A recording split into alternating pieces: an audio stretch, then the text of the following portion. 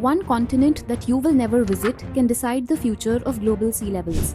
Antarctica is in news due to rapid ice loss and glacier instability in West Antarctica. Welcome to Around the World with EduChemy, where we map the news through geography. This is Antarctica, the southernmost continent surrounding the South Pole and completely encircled by the Southern Ocean. It is the coldest, driest, and windiest continent on Earth. Let's take a closer look and map the major seas. First, the Weddell Sea on the Atlantic sector of Antarctica, covered by thick ice and hosting the Filtner-Ronne ice shelf. Next, the Amundsen Sea in West Antarctica, where fast-flowing glaciers like Thwaites drain ice into the ocean.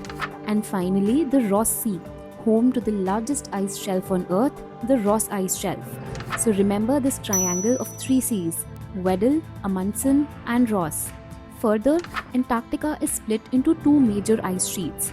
The East Antarctic Ice Sheet, larger, colder, and more stable, resting mostly above sea level, and the West Antarctic Ice Sheet, smaller but highly unstable, grounded largely below sea level, and vulnerable to warm ocean currents. These two are separated by the Trans-Antarctic Mountains. India has three research stations here: Dakshin Gangotri, India's first research station, now closed; Maitri, located in the Sharmakar Oasis, East Antarctica; and Bharti, India's modern active station, located in the Larsiman Hills near Prids Bay.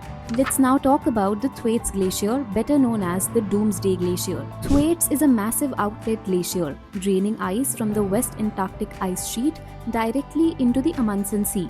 Scientists warn that if Thwaites destabilizes, global sea levels could rise by around 65 centimeters, and it could trigger instability across the entire West Antarctic ice sheet. Sadly, what happens in Antarctica does not stay in Antarctica, because this frozen continent controls the future of global sea levels. For more map-based explainers, stay tuned.